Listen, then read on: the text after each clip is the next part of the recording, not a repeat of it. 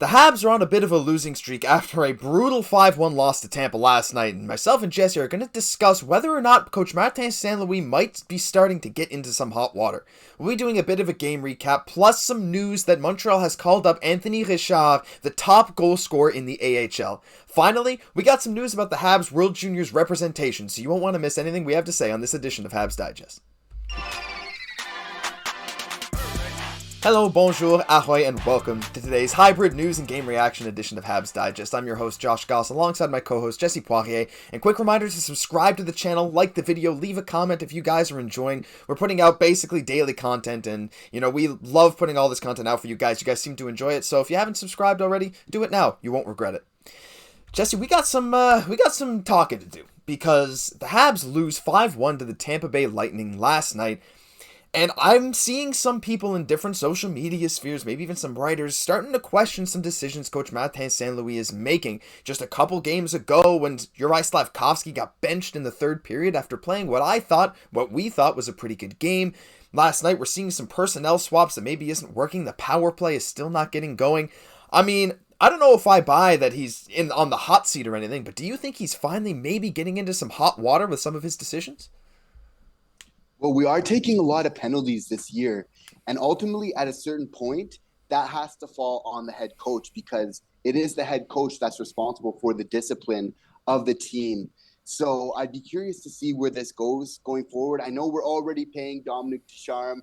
I know the last thing we want to do is, to start paying, another head coach. I think that Kent Hughes, Jeff Gordon, that they really like Martin St. Louis a lot, but the question is, how much of a leash does he really have? Yeah, I'm not sure, because I think, to be honest, that Jeff Gordon and Kent Hughes want to keep this guy around as long as he wants to stay. I think the players really like playing for him, and I also think that, this season was not expected to be a contending season.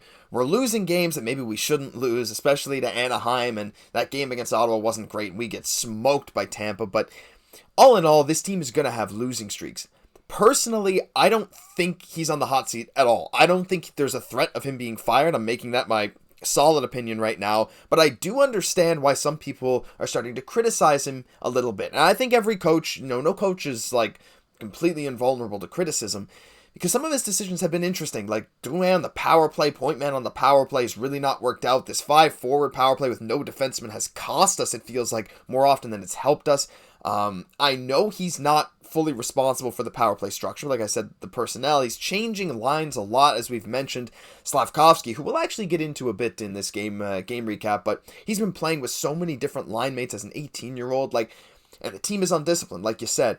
A lot of this comes down to the fact that we're a young team. We have a lot of room to grow. We don't have a ton of veterans, but our production isn't there, so I can see the criticisms. I think they're kind of warranted, but I don't really think that there's a threat of him being fired, because I think he's made some good decisions, Jesse, and we saw that last night too, and with the line change that put Slafkovsky, Dach, and Drouin together. I mean, we haven't seen that yet this season. What were your thoughts on their performance last night?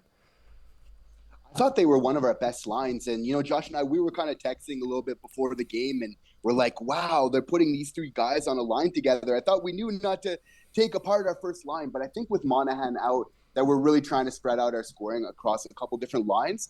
And they were actually one of our best lines. And I know I texted to you. I was like, for whatever reason, I just kind of have a good feeling about this. And, part of my rationale for that is just if you put Slav with a fast, and skilled centerman, he's going to do good. He's done great with Monahan.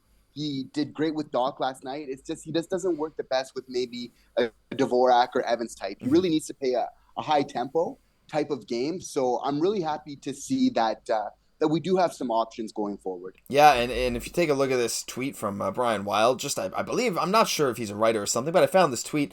He said the Canadiens have two top six centers. On a night when the club got cratered, Kirby Dach played with Slafkovsky and Drouin, and the line had an 80% shot share, meaning that when they were on the ice, Montreal got 80% of the shots. So that is pretty crazy. They played really, really well together. And to your point, Jesse, you had a feeling. You knew. Like, I wish I should have had the screenshot ready to go to show you guys. But no, Jesse was bang on. This line played amazing last night. So, yeah, that's the thing that maybe Martin St. Louis tried a new thing that is working out. And, you know, again, he's a new coach. At the end of the day, there's going to be trial and error. The team is not going to be perfect, especially with so many young guys. But no, I think that was a good change. And Jesse, to your other point, boy, do I think the Habs are missing some of their key veterans in David Savard and Sean Monahan, because Savard has missed so bad on the defensive end for his league leading at one point shot blocking, or at least second in the league behind Martinez before he went out and got injured.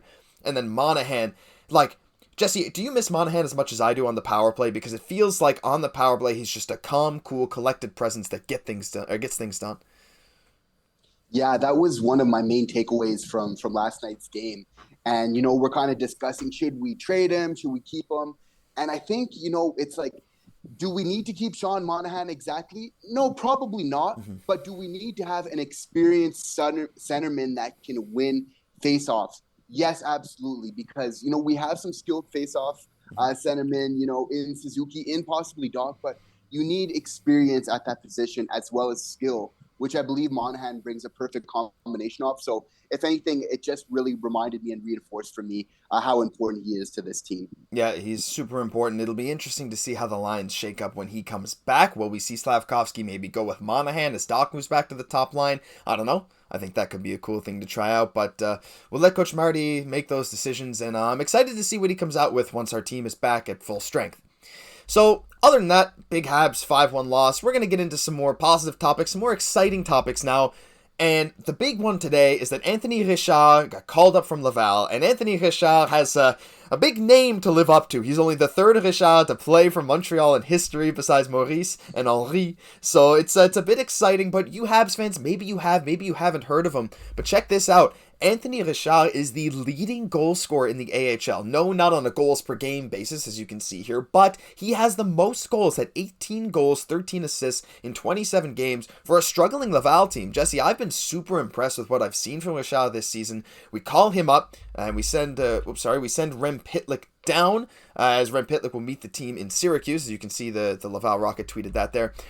Jesse, do you have any thoughts on Anthony Richard as a player, and do you think he can finally maybe bring a little goal-scoring spark to that bottom 6, even bottom 9, really, that really needs to get going? I was really impressed with him in preseason, and I think that he definitely can bring a spark to our bottom 6. I think right now is a good time just to kind of switch things up a little bit. While he's not a huge guy, he does bring a little bit of size, and I just found he was a very intelligent player during preseason. I thought he had one of the best camps out of all of our rookies. And I mean, getting 31 points so far in 27 games in the AHL, if there's anybody in the whole AHL that deserves a call-up right now, it's Anthony Richard. So I'm really looking forward to seeing what he's going to do with the big club. Yeah, me too. I mean, he's in his age 26 season, so I don't know if he really qualifies as a prospect anymore, but I think he's a guy who can make a name for himself and really carve out a role with Montreal if things go well. Now, again, we have a lot of injuries. There's going to be question marks later in the season. We're going to be getting into the trade deadline not too long from now. Some more rumors, as we're probably going to ship off guys like Dadonov, maybe Hoffman, and maybe, who knows, someone like Anderson, and we're probably not always going to get a player back. So he's a guy that we're going to have to keep an eye on as the season goes on, and this is his opportunity to really make a statement for the team. And Jesse, there's some other forwards down there too, like Jesse Ylonen, who's also looked really good. Maybe he'll come up eventually, but I'm excited to see Richard. I don't know if he's going to live up to the namesakes of Maurice and Henri, but he'll do his best, and I'm excited to see what he can do. Final topic today, as you mentioned, a nice transition from our Habs rookies. We are getting into the Canadiens World Juniors representation. As you guys know, the World Junior Championships are coming up in just a couple weeks from now. Myself and Jesse will be covering pretty much everything you guys will need to know about all the Habs prospects playing. But check this out. A nice user, Homicidal Penguin, amazing username on Reddit, did a list out of NHL-affiliated prospects by team at the 2023 World Junior Classic, and which team has the most representation but Montreal. We have Joshua Waugh for Canada, Lane Hudson for the USA, Olivier Kapanen for Finland, Adam Engstrom for Sweden, Philip Machar for Slovakia, and Vincenz Rohrer for Austria.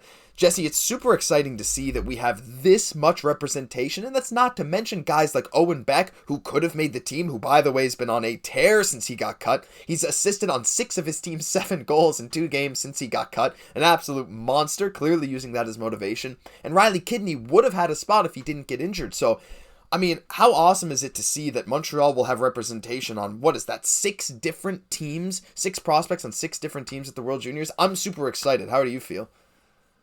Yeah, it's going to be really fun to get to cover this and get to see how they're doing on the different teams. I'm really looking forward to it.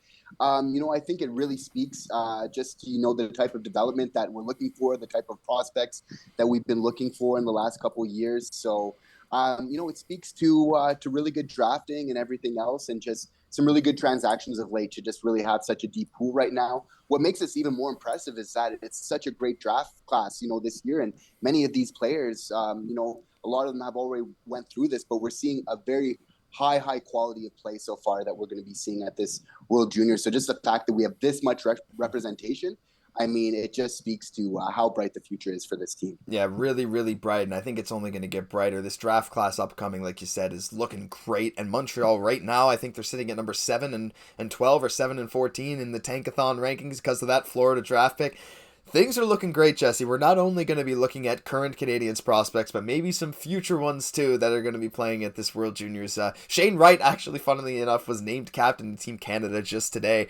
I kind of wish we could have seen some Slafkovsky Shane Wright matchups, but I totally get why Slav is staying with the big club. But his buddy, Philip Meshar, hopefully we can see him dominate for Slovakia. I'm really excited to see how this pans out. We'll be looking at all the prospects and any notable moments. We'll relay that to you guys as the games go on after Christmas. But in the meantime, that'll do it for this hybrid news and game reaction edition of Habs Digest. If you enjoyed the video, leave a like, subscribe to the channel. Myself and Jesse are working hard to get content almost every day. Unfortunately, we couldn't get one out yesterday, but it is what it is. Even over Christmas, as we go towards New Year's and the trade deadline, we'll have banging content for you guys as often as we deem necessary. So I'm Josh Gosse for my co-host Jesse Poirier. We'll catch you in the next one.